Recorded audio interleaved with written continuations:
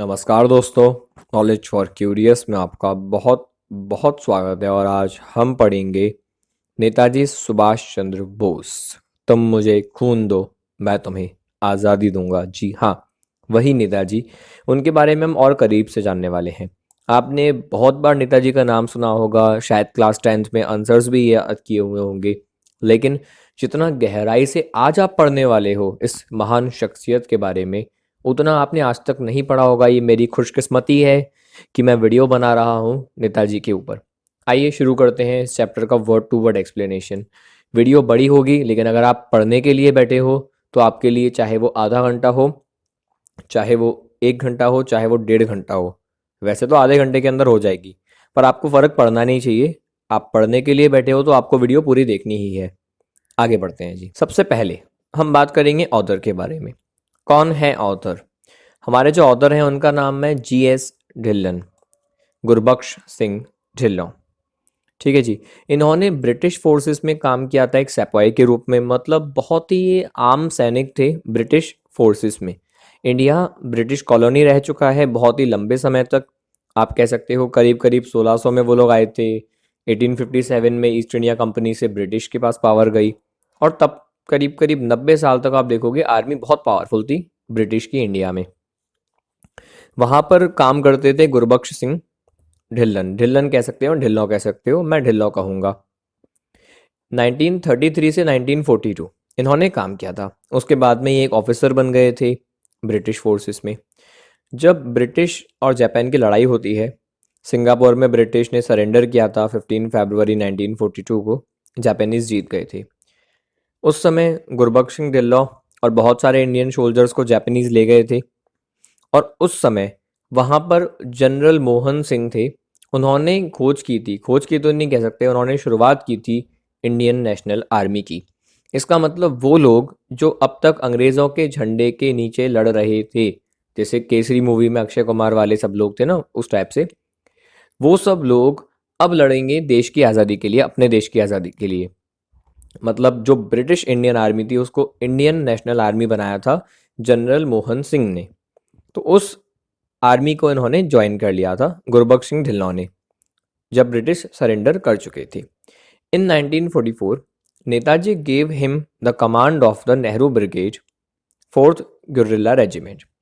उसके बाद क्या हुआ था, नेताजी गए थे जापान, और तब जापान से वो जो इंडियन नेशनल आर्मी है वो और जापानीज़ की मदद से उन्होंने इंडिया पे चढ़ाई की थी। चढ़ाई की थी मेरा मतलब है ब्रिटिश फोर्सेस से लड़ते हुए नेताजी एंट्री कर रहे थे, हमारे नॉर्थ ईस्ट में आए थे और अंग्रेज़ों को वो हटाते जा रहे थे। उस समय नेताजी ने 3 लोगों को बहुत ही इंपॉर्टेंट कमांड दी थी, आगे मैं बताऊंगा। फिलहाल आप एक का नाम याद रखना, नेहरू ब्रिगेड की 4th गुर्रिल्ला रेजिमेंट की जिम्मेदारी दी गई थी हमारे ऑथर को। इसका मतलब ऑथर नेताजी के जूनियर हैं। After the war he along with Colonel P.K. Sehgal and Major General Shahnawaz Khan was tried in the first INA trial at the Red Fort from 5th November 1945 to 31st December 1945। इसके बाद क्या हुआ था, जब लड़ाई खत्म हुई थी उसके बाद 3 लोगों को पकड़ा गया था। मैंने कहा था ना जिम्मेदारी दी गई थी। तो जो 3 मेन कमांडर थे वो थे गुरबख्श सिंह ढिल्लों जो हमारे ऑथर हैं, इनके साथ में थे P.K. सहगल और थे मेजर जनरल शाहनवाज खान। इन तीनों को रेड फोर्ट में इन पे ट्रायल किया गया, मतलब इनकी कार्यवाही हुई थी। तो 5 नवंबर से लेके 31 दिसंबर 1945, 31 दिसंबर आप जब वीडियो देख रहे हो तब है यानी 1945 में। तो अभी जब आप वीडियो देख रहे हो 2020 में, तो आप देख सकते हो कितने सारे साल हो चुके हैं इस बात को। एग्जैक्टली उसी दिन आप वीडियो देख रहे होगे, ये अपलोड हो गई उसी दिन।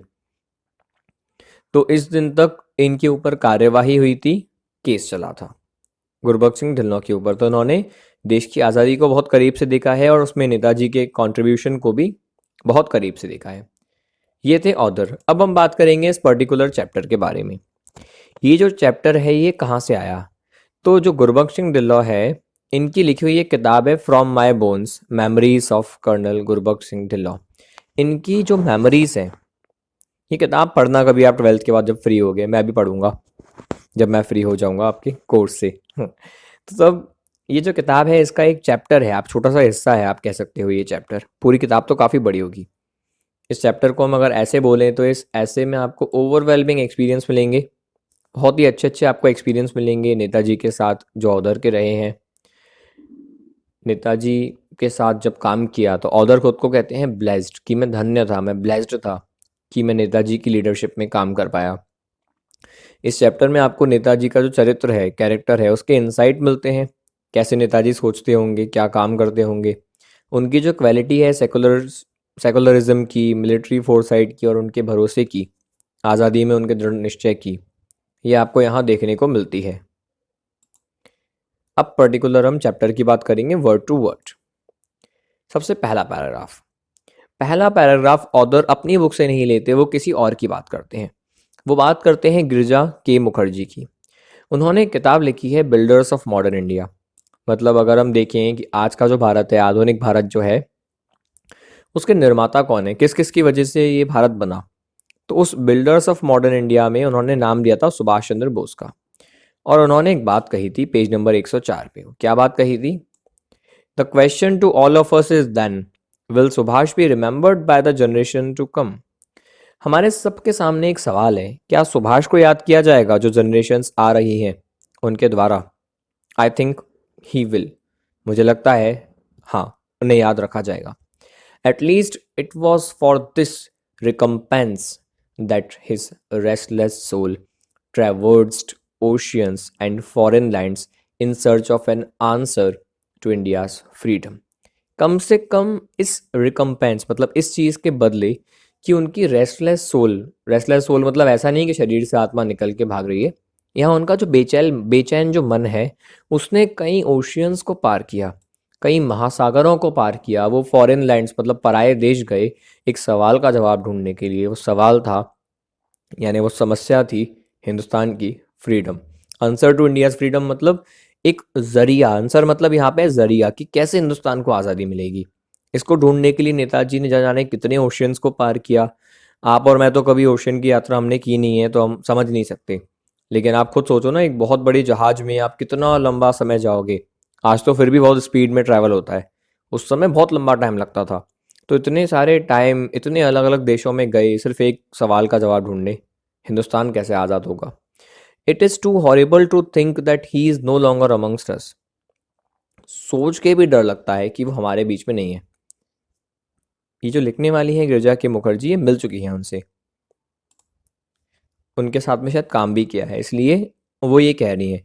हम लोगों को उतना फील नहीं होगा क्योंकि हम लोग जब पैदा भी नहीं हुए थे नेताजी जा चुके थे, इसलिए हम लोग को उतना फील नहीं होगा। तो आप उस हिसाब से सोचो कि आपके बीच में था।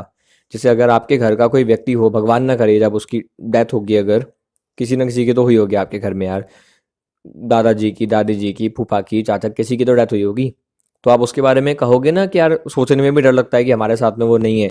1 बरस पहले था, 2 बरस पहले था, 2 साल पहले था, अब नहीं है हमारे बीच में। उसी तरीके से गिरजा के मुखर्जी को लगता है। टू हिज कोलीग्स, इसको कोलीग्स बोलते हैं, ठीक है।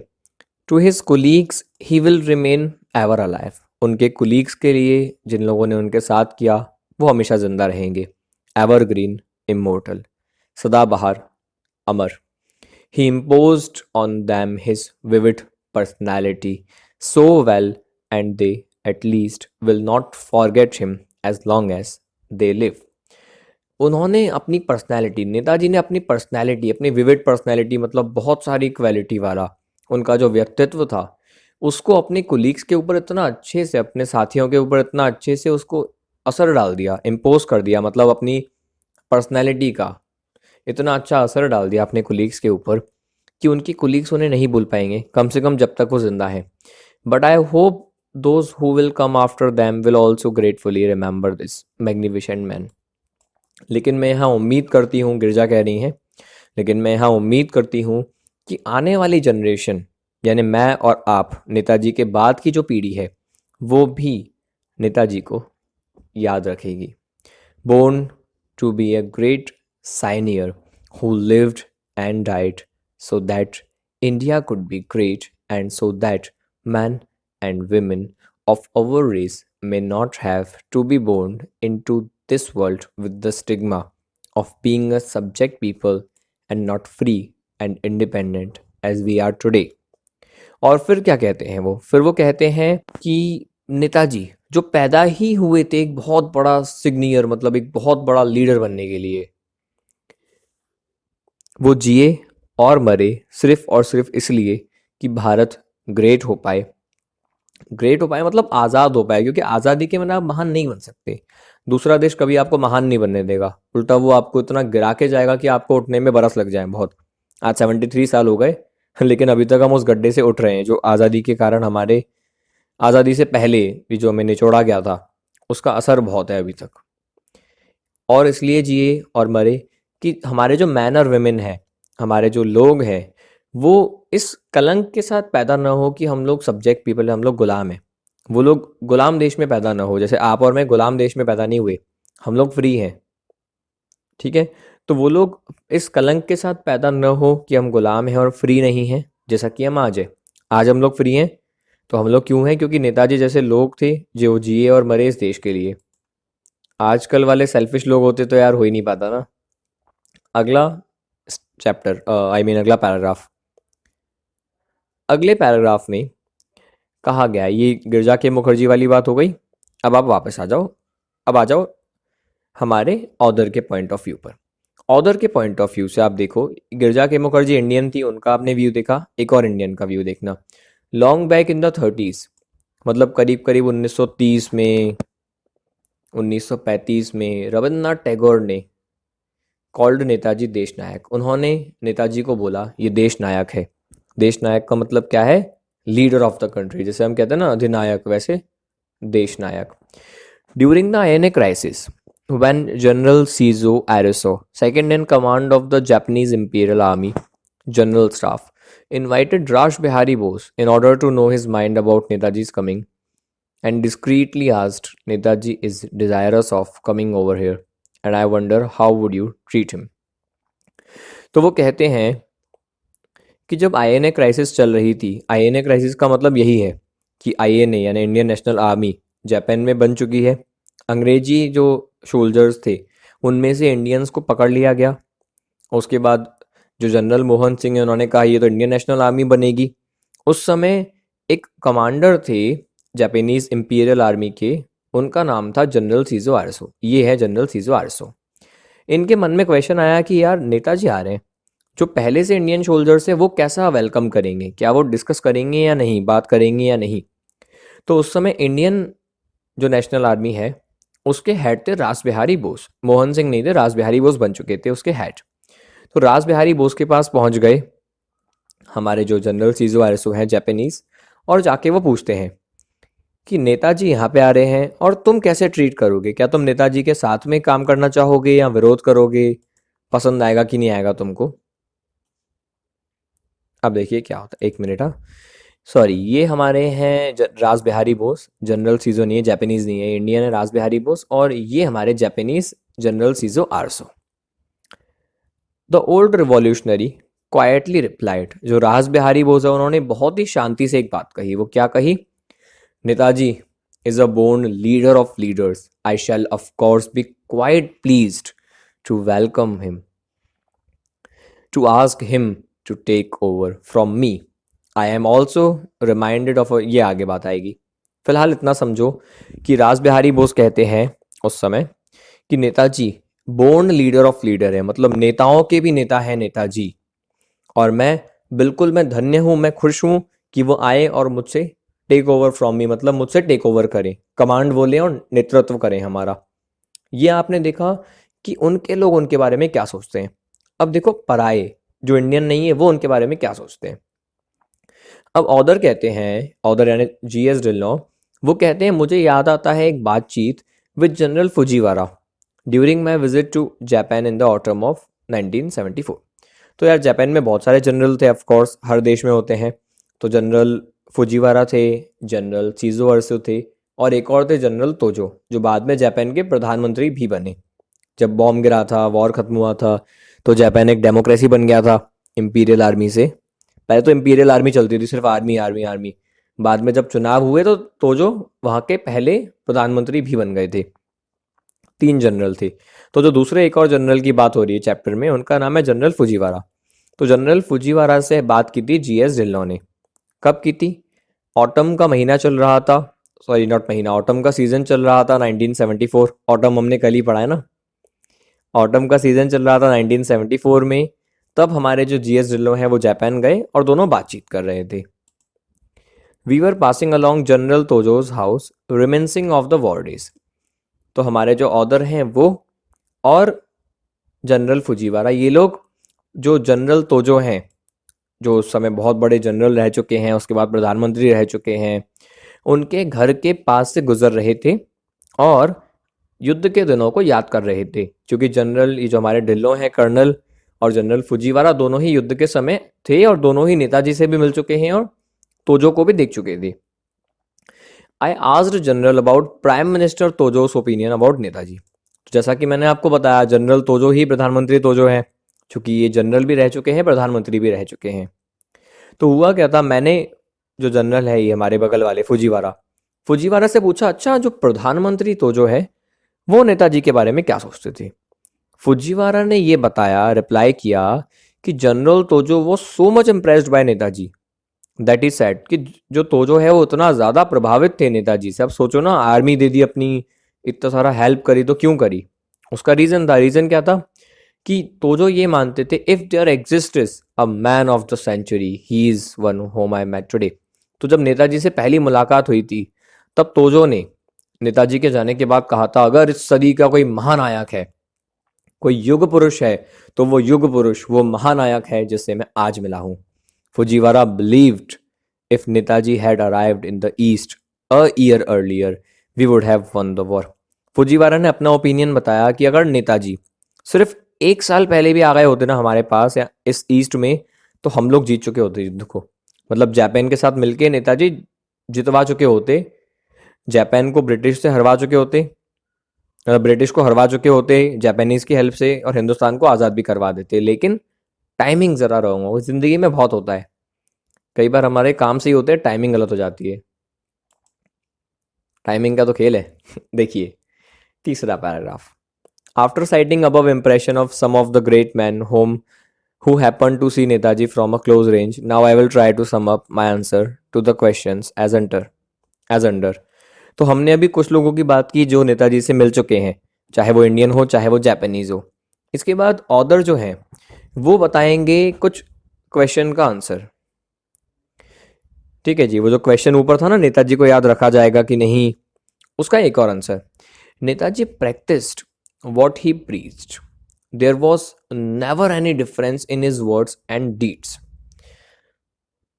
नेताजी जो कहते थे, जो दूसरों को सिखाते थे, वो करते भी थे। हिंदी में कहा गया है, उनकी कथनी और करनी में कोई फ़र्क न था। ये आपकी किताब में भी ऐसे ही लिखा है इटैलिक में, मैंने भी ऐसे लिख दिया। मतलब वो जो दूसरों को सिखाते थे वो करते थे। आप ज़िंदगी में देखोगे तो कई बार ऐसा नहीं होता। हमारे बड़े हमें सिखाते हैं गुस्सा मत करो, और ये गुस्से में बोले होते हैं गुस्सा मत करो, गुस्सा मत करो, खुद चिल्ला रहे होते हैं, हमको बोलते हैं चिल्लाओ मत। पंडित जी होते हैं, आप जाते हो भागवत में या मंदिरों में, तो वो कहते हैं ना पैसों की मत सोचो, पैसों की मत सोचो। और जब वो ये बोल रहे हैं उनकी नज़र खुद दान पात्र में होती है, ये कितना रोकड़ा आ रहा है। तो ऐसा आपके ज़िंदगी में होगा, लोग जो बोल रहे होंगे वो कर नहीं रहे होंगे, पर नेताजी जो बोलते थे, जो सिखाते थे, वो डेफिनेटली करते थे। Netaji cared not only for the honour, welfare and comfort of his soldiers but also respected their feelings. Netaji न सिर्फ उनके सम्मान की चिंता करते थे, अपने सोल्जर्स के भलाई की और उनके कंफर्ट की, कि मेरे सोल्जर्स कैसे रह रहे हैं, उनको आराम मिल रहा है कि नहीं, वो उनकी फीलिंग्स की भी कद्र करते थे कि वो कैसा फील कर रहे हैं। कई बार आप देखोगे कि जो आर्मी के जनरल होते हैं या जो बॉस होते हैं, वो ये तो देखते हैं कि अपने सैनिक तक पैसा पहुंच रहा है कि नहीं, अपना एम्प्लॉय को पैसा पहुंच रहा है कि नहीं, कपड़े पहुंच रहे हैं कि नहीं। वो ये देखना भूल जाते हैं कि एम्प्लॉय को फील कैसा हो रहा है। जब तक आपका एम्प्लॉय अच्छा फील नहीं कर रहा, आपका सैनिक अच्छा फील नहीं कर रहा, आप जीत नहीं सकते। आप एक अच्छे नेता नहीं हो, आप एक अच्छे कमांडर नहीं हो। तीसरे पैराग्राफ में नेताजी के बारे में कहा गया है, he had a compassionate nature. उनका बहुत ही ज़्यादा कंपैशन वाला नेचर था, बहुत प्रेम वाला नेचर था। He overwhelmed us with his concern for us collectively and individually. वो हमको ओवरवेल्म कर देते थे। ओवरवेल्म करने का मतलब हमें भावना से भर देते थे, सेंटी कर देते थे उनकी फीलिंग्स के साथ।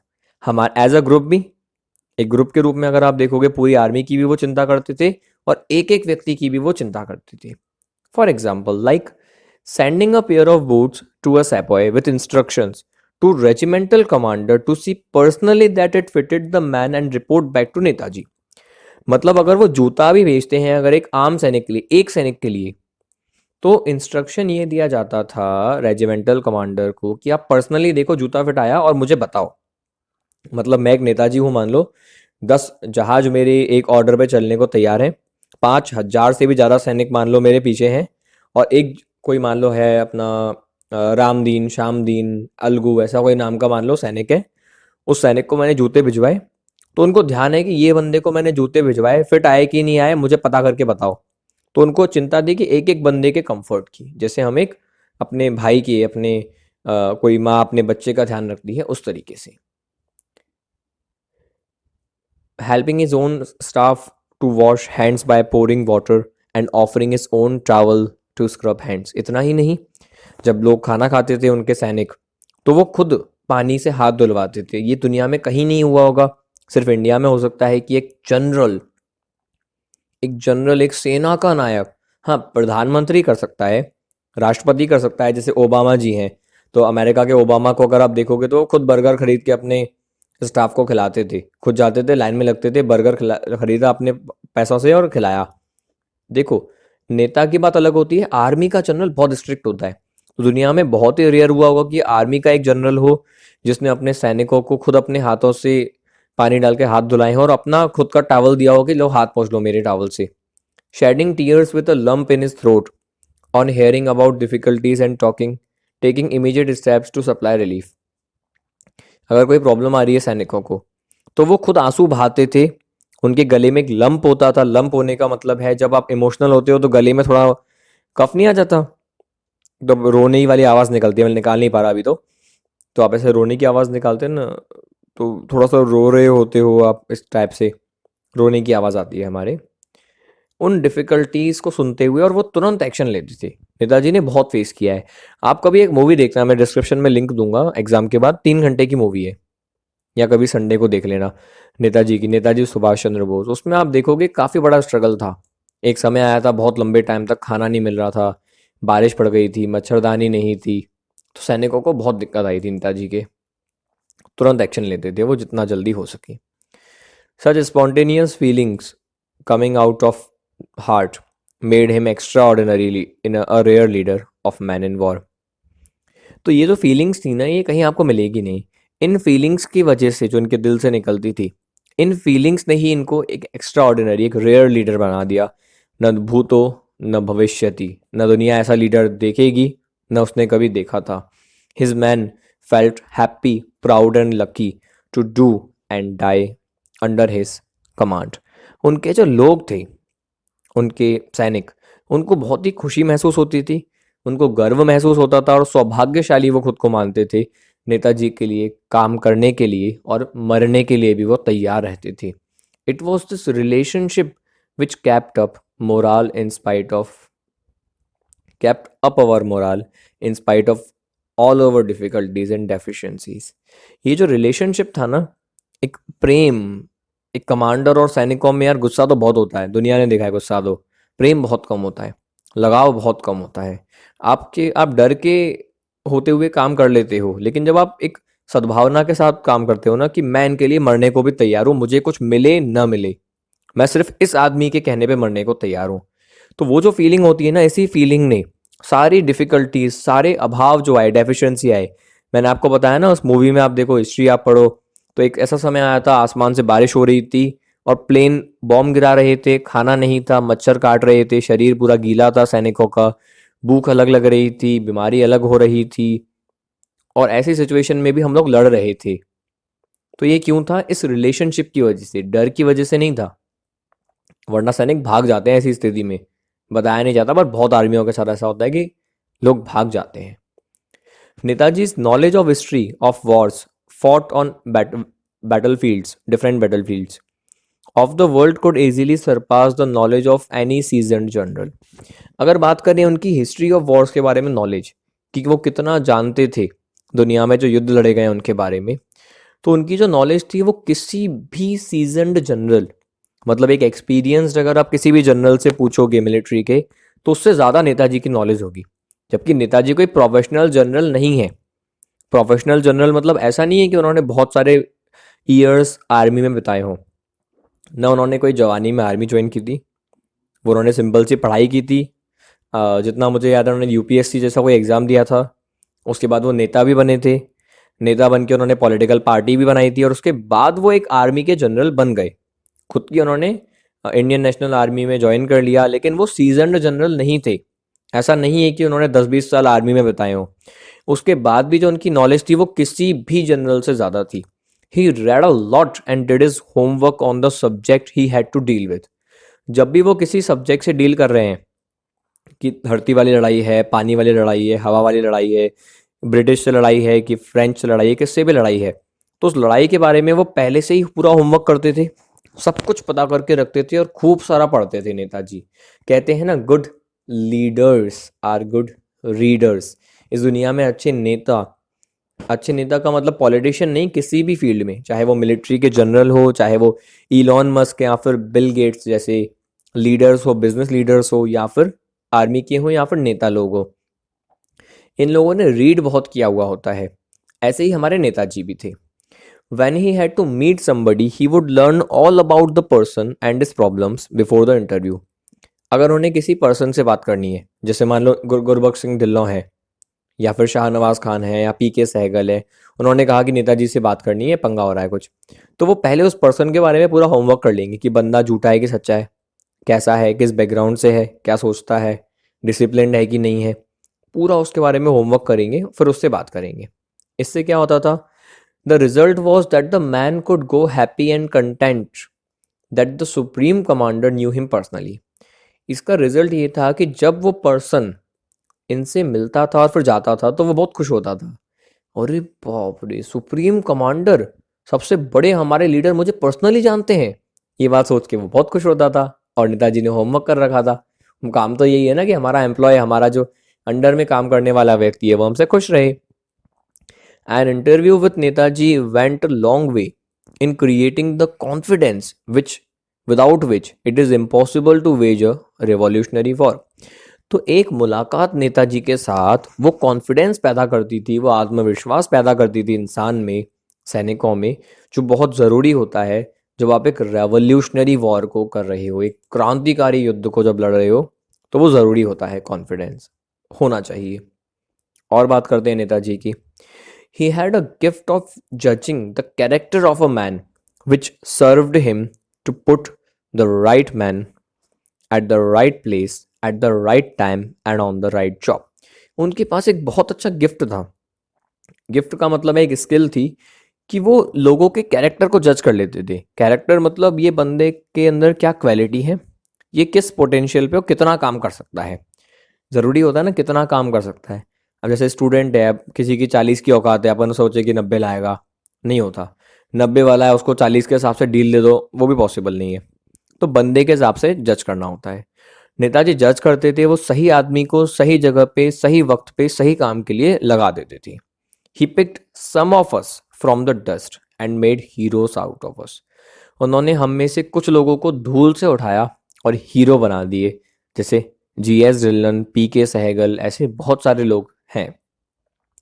ही never failed to appreciate when appreciation was due. वो कभी चूके नहीं जब भी तारीफ करना बाकी हो। A good word from him made us to strive to do our job well. जब उनसे एक भी तारीफ का शब्द हमें मिलता था तो हम बहुत ही अच्छे से काम में और ज़्यादा भिड़ जाते थे। He had a very kind heart, और उनका दिल बहुत नेक था। So kind that he never punished anybody. इतना ज़्यादा नेक दिल था कि वो कभी किसी को पनिशमेंट देते ही नहीं थे। ही always gave a defaulter advice so that the defaulter could improve himself. वो हमेशा गलती करने वाले को एक सलाह देते थे जिससे वो खुद को इम्प्रूव कर पाए, पनिशमेंट नहीं देते थे। और क्या क्वालिटी थी उनकी? He had a remarkable power of observation and could predict any eventuality correctly. उनके पास ऑब्जर्वेशन की बहुत बड़ी पावर थी। वो किसी भी इवेंट को बहुत ही सही प्रिडिक्ट करते थे कि भाई क्या होने वाला है। Once he wrote a small note to me on the margin of a routine order. तो एक बार क्या हुआ था, जो हमारे ऑर्डर हैं इनको एक नॉर्मल सा ऑर्डर सेंड होना था, जो रूटीन ऑर्डर होता है कि इसके बाद आपको ये करना है, इसके बाद आपको ये करना है। उस पेज की मार्जिन पे, ये मान सकते हो आपको जो दिख रहा है वो पेज है, और ये जो एरिया होता है ना, ये एरिया, इसको हम मार्जिन बोलते हैं, ठीक है, साइड में लाइन। तो इस मार्जिन पे यहाँ पे उन्होंने कहीं पर ऐसे क्या किया, उन्होंने एक मैप लिख दिया, छोटा सा नोट लिख दिया कि भाई इसको तुम फॉलो करो। It was scribbled in his own hand, Netaji ने खुद अपने हाथ से लिखा था वो। मैं इरेज कर देता हूँ मार्जिन को ही। He told me that as the mail was getting ready to be dispatched, he wanted to advise me that instead of expecting the enemy at a particular point, which I had reported in my previous report, I should also watch us at a certain other point. He gave me a 6-figured map preference. तो जैसे ये मान low margin है, तो नेताजी ने उसमें लिखा था 6 बिंदियों का मैप बनाया। मैं बना लेता हूँ, 1 2 3 4 5 6, 6 बिंदियों का ऐसे एक मैप बना दिया उन्होंने।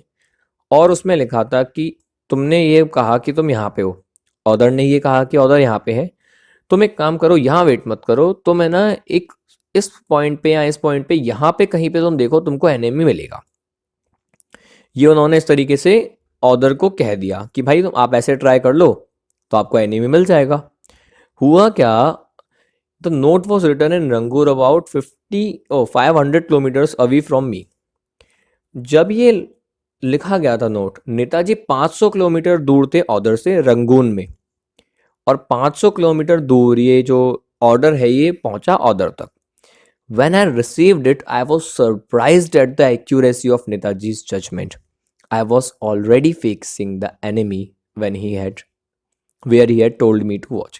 तो नेताजी ने वो जो एक पॉइंट बताया था ना, ठीक वहीं पर जो ऑर्डर है वो उस समय 500 किलोमीटर दूर दुश्मन से लड़ रहे थे।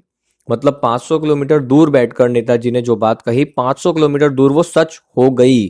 उसी पॉइंट पर नेताजी के जो सैनिक हैं, जिसके लीडर थे गुरबख्श सिंह ढिल्लों, वो लड़ रहे थे अंग्रेजों से। तो ये थी उनकी accuracy. This was a measure of Netaji skill eight generalship. इतने अच्छे वो जनरल थे। Again I am reminded of my conversation with him when he gave me the command of Nehru brigade. उनको एक और बात याद आती है उधर को, कि जब इनको कमांड दी गई थी नेहरू ब्रिगेड की, मैंने आपको बताया था ना, नेहरू ब्रिगेड, गुरिल्ला रेजिमेंट, इसकी कमांड दी गई थी कि तुम संभालोगे। तो मैंने कहा था, Netaji may I know how long will it take me to get in to touch with the enemy. क्या मैं जान सकता हूँ दुश्मन से मेरा सामना कब होगा? जोश में सैनिक ऐसे पूछते हैं ना। नेताजी ने कहा, बिल्कुल। Well you are already on the foremost defended locality. तुम अभी सबसे आगे की जो पोजीशन है तुम उन्हीं में हो।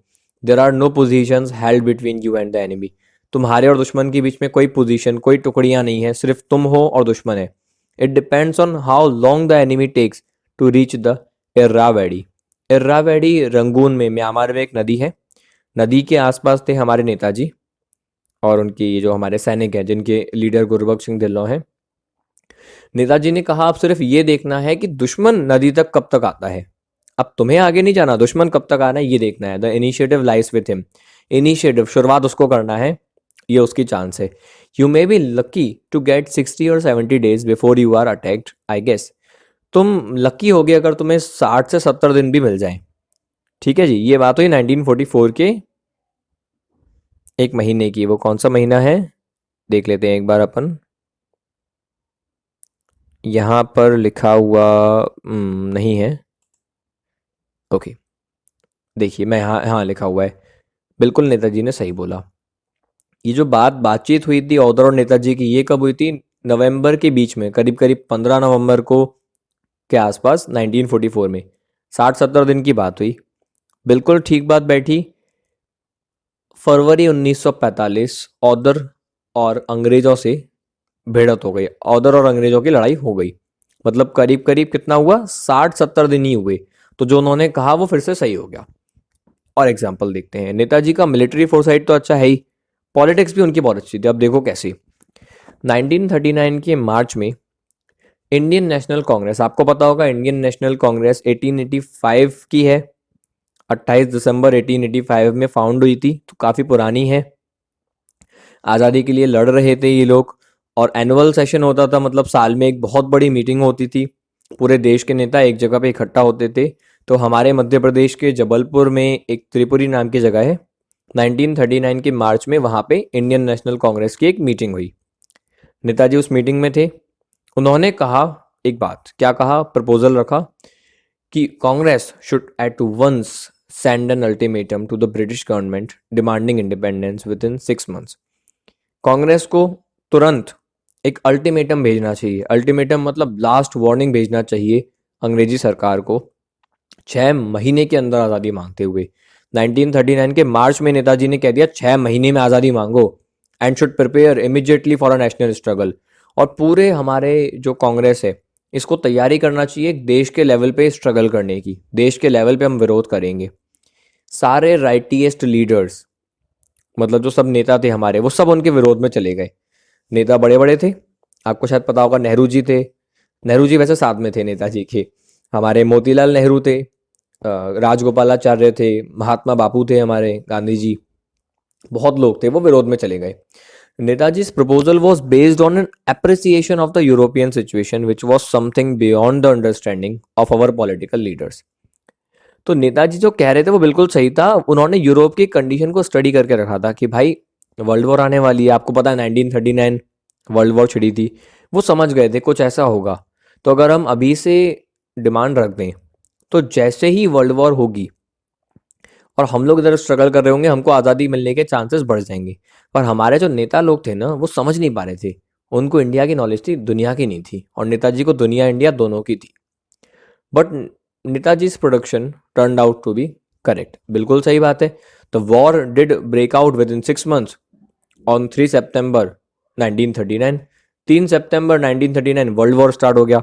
अगर हमने डिमांड रखी होती, अंग्रेज़ों को डर लगता, अंग्रेज़ कमज़ोर पड़ते, हमको आज़ादी दे देते। क्योंकि भाई दुनिया का वर्ल्ड वॉर लड़ो और एक देश तुमसे आज़ादी मांग रहा है, दुनिया का इतना बड़ा आबादी, 30 करोड़ थी हमारी आबादी। ऑफ कोर्स मानना पड़ता, लेकिन हमने गलती कर दी, मानी ही नहीं नेताओं ने हमारी बात। Similarly Netaji oft repeated statement, बार बार उन्होंने एक बात कही थी, there is no power on earth that can keep India enslaved, India shall be free and before long. बार बार वो एक बात कहते थे, इस दुनिया में कोई ताकत नहीं है जो अब भारत को गुलाम रख सकता है। भारत आज़ाद होगा और बहुत ही जल्द होगा। The enemy forces used to mock at this statement which they thought was illusionary and a face saving device. दुश्मन हंसता था इस बात पे, वो सोचता था नेताजी अपना चेहरा बचा रहे हैं, झूठ बोल रहे हैं, कोई सच्चाई नहीं है इस बात में, फालतू की बात है ये तो, इज्जत बचाने के लिए बहानेबाजी है। ऐसा वो सोचते थे हमारे जो दुश्मन लोग थे। लेकिन नेताजी का प्लान था। Actually Netaji had a plan which was beyond the comprehension of professional soldiers. Netaji के पास एक बहुत अच्छा प्लान था जो अंग्रेजों की समझ से ऊपर था। He kept INA in the field even in the face of defeat. उन्होंने इंडियन नेशनल आर्मी को फील्ड में बिठाया, लड़वाया, जबकि वो हार रहे थे, उनको पता था मरेंगे, फिर भी लगाया। He wanted us to pay the price of liberty not only when we were on the advance, but also during the retreat while going away from India, not to win a territory, but to continue fighting against British forces who were holding India in perpetual bondage. तो ऐसा था, वो चाहते थे कि हम आज़ादी की पूरी कीमत दें, जब हम एडवांस पे थे, जब हम आगे बढ़ रहे थे तब भी, और जब हम पीछे जा रहे थे। पीछे जाने का मतलब क्या है, जैसे मैं आपको समझाता हूँ। जैसे ये हमारा इंडिया है, ये मान लो म्यांमार का हमारा बॉर्डर है। यहाँ पे अब तक थे हमारे ब्रिटिश, यहाँ से इंडियन नेशनल आर्मी ने शुरू किया और हराया, आगे बढ़ गए, हराया, आगे बढ़ गए, इनको मारा, फिर से आगे बढ़ गए, इनको मारा, फिर से आगे बढ़ गए। इसको बोलेंगे एडवांस। लेकिन एक समय आया जब वापस ब्रिटिश पावरफुल हुई, तो ब्रिटिश की पावर बहुत बड़ी, उन्होंने फिर काटा, फिर आगे बढ़ गए, फिर से ब्रिटिश आगे बढ़ गए, और लड़ते लड़ते हमारी जो आर्मी है वो पीछे हो गई। आई होप आपको समझ में आ गया होगा। ये ब्रिटिश की आ गई, ये हमारी छोटी पड़ गई, फिर ब्रिटिश और पावरफुल हो गए, यहाँ तक आ गए, और हम और छोटे पड़ गए। तो जब हम छोटे पड़ गए, हम पीछे हटते जा रहे हैं, हारते जा रहे हैं, इसको बोलते हैं रिट्रीट करना। तो ये पीठ दिखा के नहीं भाग रहे हम लोग, मरते मरते मरते मरते पोजीशन को हारते हुए बढ़ रहे हैं। इससे क्या हुआ, इससे ये हुआ, ये आगे मैं बताता हूँ आपको। इससे ये हुआ कि these forces consisted of a greater number of Indian soldiers who paused and pondered as to why the INA, with their poor strength and poorer equipment, yet higher spirit, were fighting against the British. It created a psychological revolution. तो जो सामने वाली army थी बहुत ही बड़ी, जिसमें बहुत से भारतीय सैनिक थे, वो ठहरे और उन्होंने सोचना शुरू किया कि यार ये जो इंडियन नेशनल आर्मी है, हमारे हिंदुस्तानी लोग यहाँ पे हैं, इनके ताकत हमसे कम है, इनके हथियार हमसे कम है, फिर भी इनकी स्पिरिट हाई है, इनमें हमसे ज़्यादा जोश है, क्यों? तो एक रिवॉल्यूशन आ गया कि यार गलत नहीं हो रहा। मतलब मैं अपने ही भाई, अपने ही हिंदुस्तानी भाई पे गोली चला रहा हूँ जिसके पास कम हथियार है, उसके लिए, गोरे के लिए, अंग्रेजों के झंडे के अंडर में लड़ रहा हूँ। और वो क्यों लड़ रहा है? वो मेरी आज़ादी के लिए। वो लड़ रहा है मेरे बच्चों के लिए, मेरे परिवार के लिए, मेरे भारत के लिए। मैं क्यों लड़ रहा हूँ? अपने ही भारत को गुलाम बनाए रखने के लिए। किससे लड़ रहा हूँ? अपने ही देश के इंसान से। तो हमारे अंदर, हमारे मतलब वो जो गुलाम लोग थे, वो भारतीय सैनिक जिनके अंदर गुलामी भर गई थी, जो अंग्रेजों की टोपी पहनते थे, अंग्रेजों की वर्दी पहनते थे, अंग्रेजों के खाते थे, उनके अंदर गिल्ट आ गया, एक साइकोलॉजिकल रिवॉल्यूशन आ गया। यही तो चाहिए थी। The war ended, with it ended the slavish mentality of the Indian soldier. तो युद्ध भले आईएनए हार गया, लेकिन युद्ध खत्म होते होते ही जो सैनिक है, इनके दिमाग में भर गया कि हम गलत कर रहे हैं। तो उनकी जो गुलाम सोच थी ना, वो मर गई। अब उनकी वफादारी अंग्रेजों की जगह अपने प्यारे प्यारे देश, अपनी भारत माता की तरफ आ गई। When the British started INA trials in the Red Fort, they thought that the Indian people, especially the Indian soldiers, would appreciate the British action against the INA forces. अंग्रेजों को अभी तक ये बात पता थी नहीं, लेकिन जब, जो मैंने आपको डेट्स बताई थी, नवंबर से दिसंबर, जब अंग्रेजों ने रेड फोर्ट पे, लाल किले पे ट्रायल शुरू किए, यानी ये जो आईएनए ट्रायल हुए, 3 लोगों को पकड़ा गया था, जीएस ढिल्लों को, पीके सहगल को, शाहनवाज खान को, केस चलाया गया उन पे। तो अंग्रेजों को लगा था कि जो इंडियन सोल्जर्स हैं, इंडियन जनता है, वो खुश होगी, ठीक है, कि देखा नेताजी की आर्मी को हराया, तुम अब सुरक्षित हो, तुम हमारे अंडर में हो। ऐसा बिल्कुल भी नहीं हुआ। Reverse was the case. इसका उलट हुआ।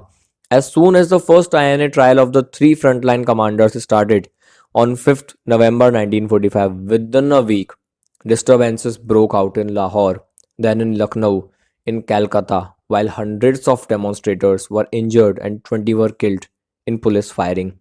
हुआ क्या? 5 नवंबर 1945 पहली बार कार्रवाई हुई 3 फ्रंटलाइन कमांडर्स पे। मैं आपको नाम बता चुका हूँ। उसके एक हफ्ते के अंदर अंदर लाहौर, वो पाकिस्तान में है आज, पहले इंडिया का पार्ट था, लखनऊ हमारा उत्तर प्रदेश का, कलकत्ता हमारा बंगाल वाला, इन शहरों में क्या हुआ? डेमोन्स्ट्रेशन शुरू हो गए, लोग विरोध प्रदर्शन करने लगे, न जाने कितने सैकड़ों लोगों को घायल हो गए, पुलिस से पंगा हुआ, 20 लोगों की मौत भी हो गई, लेकिन वो लोग माने नहीं। धरना प्रदर्शन, विरोध प्रदर्शन, रैलियां, ये सब चलता रहा। Even after the first INA trial in which 3 accused officer were released होगा by the commander in chief, the public demand to stop the future INA trials continued. वो हुआ क्या? पहले वाले आईएनए ट्रायल में तीनों को छोड़ दिया, जीएस ढिल्लों को भी छोड़ दिया, पीके सहगल को भी छोड़ दिया, शाहनवाज खान को भी छोड़ दिया कि ठीक है तुम आज़ाद हो। उसके बाद भी लोग नहीं माने। उसके बाद फिर से विरोध हो रहा है, आगे ट्रायल नहीं होगा, आप नेताजी की आर्मी के बंदों को कुछ नहीं करोगे। नहीं माने। तो anti British Raj feelings kept on rising unabated. तो ये जो एंटी ब्रिटिश राज फीलिंग थी, जो अंग्रेजों के विरोध फीलिंग पनप रही थी, अब वो और बढ़ती जा रही थी और गुस्सा आ रहा था। The climax came with the mutiny of Royal Indian Navy in Bombay during February 1946। फरवरी 1946 की बात है। रॉयल इंडियन नेवी बॉम्बे में, एक रॉयल इंडियन नेवी मतलब जो इंडिया की जो नेवी है उस समय अंग्रेजों के अंडर में थी, इसलिए उसको रॉयल बोला गया है। रॉयल नेवी बोलते हैं ब्रिटिश नेवी को। तो उनका जो टुकड़ी जहाँ पे लगती है, जहाँ पे सैनिक होते हैं इकट्ठे, वहाँ पे म्यूटिनी हो गई, वहाँ पे विरोध प्रदर्शन हो गया। मतलब जो सैनिक अंग्रेजों की वर्दी में थे, उन्होंने बंदूकें चला दी अपने ही सीनियर्स पे और अंग्रेजों पे, जैसे मंगल पांडे ने किया था मार्च 1857 में। और भी डिस्टर्बेंस हुए। रॉयल इंडियन एयरफोर्स यानी अंग्रेजों की एयरफोर्स जो कि कराची में थी और जबलपुर में भी थी, वहाँ पे भी ऐसे पंगे होने शुरू हो गए। ब्रिटिश जो टॉप ब्रास था, मतलब टॉप जो ब्रिटिश के हमारे सीनियर्स थे, सीनियर कमांडर्स थे, वो तैयार थे कि हम स्ट्रिक्ट एक्शन लेंगे। ये बहुत ही स्ट्रिक्ट एक्शन लेंगे। और उस समय जो ब्रिटिश लकी थे कि उनके एक field marshal sir Claude Auchinleck थे, कमांडर ऑफ चीफ थे वो इंडिया में। वो राइटिंग को पढ़ पा रहे थे दीवार पे, मतलब वो समझ पा रहे थे इस बात को कि नेताजी का जो स्ट्रेटजिज्म था, मतलब नेताजी की जो स्ट्रेटजी थी, उसने ब्रिटिश इंडियन आर्मी को इंडियन आर्मी में तब्दील कर दिया था। उनके जो कमांडर थे, फील्ड मार्शल थे, वो इस बात को समझ गए थे। अंग्रेजों के एक सीनियर वो समझ गया था कि भाई नेताजी चले तो गए, लेकिन वो इस इंडियन आर्मी को ना, ब्रिटिश इंडियन आर्मी को ब्रिटिश हटा के इंडियन आर्मी बना के गए हैं। और the days of the British Raj in India were close to their end. और जो दिन थे ब्रिटिश हुकूमत के, वो हिंदुस्तान में अब खत्म हो गए। अब हम गुलाम रहने के और मूड में थे नहीं। Having shown Netaji powers of generalship. तो अभी जो राइटर है उन्होंने आपको क्या दिखाया, राइटर ने दिखाया, मैं तो सिर्फ आपको बोल सकता हूँ ना, लिखावट तो किसी और की है, वो लिखाई तो किसी और की है। तो ये मैंने आपको दिखाई उनकी जनरलशिप की पावर, जिन्होंने आईएनए की हार को जीत में बदल दिया। कहते हैं ना, हार के जीतने वाले को बाजीगर कहते हैं। वो हमारे नेताजी थे, हारे और जीत गए। Let me record the another great asset in Netaji's being. तो नेताजी की जो बीइंग है, उनकी पर्सनैलिटी जो है, उसमें एक बहुत ही बड़ा एसेट एक और है, एक बहुत बड़ा गुण है, वो भी मैं आपको बताना चाहूँगा। He was a staunch secularist. वो बहुत ही बड़े सेकुलर थे। Whatever our religion, the area of the station of our birth, we had full confidence that we would get absolute justice from him and his government, the forerunner of our government today. Netaji इतने बड़े secular थे कि हमारा धर्म कोई भी हो, हमारा मतलब सैनिकों का धर्म कोई भी हो, वो कहीं के भी पैदा हुए हो, बंगाली हो या कोई भी हो, हमें पूरा कॉन्फिडेंस था, हम सैनिकों को पूरा कॉन्फिडेंस था कि नेताजी से हमें जस्टिस मिलेगा। नेताजी के पास हम जाएंगे मुद्दा लेके। अब जैसे मान लो एक बंगाली है, वो किसी महाराष्ट्रियन को परेशान कर रहा है, और महाराष्ट्रियन गया, आइयो बंगाली हमको परेशान करता है जी। बंगाली बोले, अरे हम तो बंगाली बंगाली भाई भाई वो उसको, ठीक है आप मेरी साइड लो। ऐसा नहीं होगा, वो साइड किसी की नहीं लेंगे, वो बराबर न्याय करेंगे। और उनकी गवर्नमेंट से, यानी नेताजी की गवर्नमेंट कौन सी, नेताजी के जो सरकार है, उसूल है, वो हमारी फोर रनर है। आज जो सब हम उसूल चलाते हैं ना, वो उन्हीं के हैं। कैसे प्रूव कर देता हूँ, लो। To show how his mind worked in this direction. तो वो कैसा सोचते थे सेकुलरिज्म के बारे में, ये दिखाने के लिए his brief but an all embracing idea of independence is shown in distilled form in the last but one para of the proclamation of provincial government of Azad Hind. तो जब आज़ाद हिंद सरकार बनाई गई थी, आपको मैं बताना चाहूँगा, आज़ाद हिंद सरकार बनाई गई थी, नेताजी ने झंडा भी फहराया था और हमको आज़ाद डिक्लेयर कर दिया था। तो जैसे 1947 में रात को 12 बजे, मतलब 14 अगस्त की रात को 12 बजे नेताजी सुभाष चंद्र बोस, सॉरी पंडित जवाहरलाल नेहरू ने एक भाषण दिया था, जिसको हम कहते हैं ट्रिस्ट विद डेस्टिनी। उसी तरीके से म्यांमार में बैठकर नेताजी ने हमारी गवर्नमेंट बनाई थी और एक भाषण दिया था। उस भाषण का एक छोटा सा पैराग्राफ है। ये पैराग्राफ आपको बताएगा कि नेताजी कैसे सोचते थे सेकुलरिज्म के बारे में। आई कोट, मतलब नेताजी के जो शब्द हैं उनको ऑदर बता रहे हैं और मैं भी आपको बता रहा हूँ। क्या कहा था नेताजी ने, the provincial government is entitled to and hereby claims the allegiance of every Indian. जो प्रोविंशनल गवर्नमेंट है, मतलब जो टेम्पररी गवर्नमेंट है, वो एंटाइटल्ड है, मतलब वो जिम्मेदारी लेती है और क्लेम करती है एलाइगेंस ऑफ द एवरी इंडियन, मतलब हर इंडियन की भलाई या हर इंडियन का अस्तित्व वो यहाँ पे क्लेम करती है कि हम हर भारतीय की सरकार है। It guarantees religious liberty as well as equal rights and opportunities to all its citizens.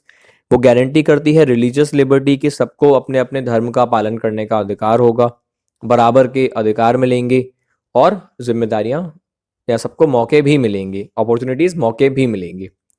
It declares its firm resolve to pursue the happiness and prosperity of whole nation. वो अपना फर्म रिजॉल्व दिखाता है, दृढ़ निश्चय दिखाती है ये सरकार कि वो अपने जो लोग हैं, पूरा जो देश है, उसकी खुशी और उसकी संपन्नता को परस्यू करेगी, उसके लिए काम करेगी। End of all its parts, उसके हर पार्ट के, चाहे वो नॉर्थ इंडिया हो, चाहे वो साउथ इंडिया हो, नॉर्थ ईस्ट हो, साउथ वेस्ट हो, हर हिस्से की प्रॉस्पेरिटी और खुशी हमारा काम होने वाला है। Cherishing all the children of the nation, nation के हर बच्चे, हर नागरिक के लिए इक्वली, बराबर, and transcending all the differences cunningly fostered by the alien government in the past. तो जो भी डिफरेंसेस, जो भी भेदभाव हमारे अंदर, जो पुरानी गवर्नमेंट है, जो पुरानी मतलब जो विदेशी गवर्नमेंट, एलियन गवर्नमेंट, बाहर की जो सरकार है अंग्रेजों की, तो पुराने समय में वो कितने भी जो डिफरेंस लेके आई है जाति धर्म इनके आधार पे, उन सबसे ऊपर हम लोग सोचेंगे और सबका भला करेंगे। ये था सेकुलरिज्म। इसीलिए हम कह सकते हैं कि ये जो सारे लॉजिक्स हैं, अगर आज आप प्रीएम्बल पढ़ोगे हमारे कॉन्स्टिट्यूशन का सोशल की बुक में, तो आप देखोगे कि वो सब कुछ यही लिखा हुआ है। हम बोलते हैं India as a socialist sovereign democratic republic, सबका मतलब यही है जो नेताजी पहले ही कह के गए थे। तो आई होप आपको ये चैप्टर बहुत ही अच्छे से समझ में आया होगा। थोड़ा सा हिस्टोरिकल था लेकिन इतना अच्छा आपको कोई समझाएगा नहीं। तो अगर आपको पसंद आ गया तो लाइक कर देना, और अगर आप चाहोगे कि और वीडियोस जल्दी से जल्दी आती रहें 12th के लिए, तो इस लिंक को कॉपी करके व्हाट्सएप, इंस्टा और FB पे शेयर कर देना। अगर आप चाहते हो नोटिफिकेशंस आप तक पहुंचती रहें, चैनल को सब्सक्राइब करना, नोटिफिकेशंस ऑन कर देना। And finally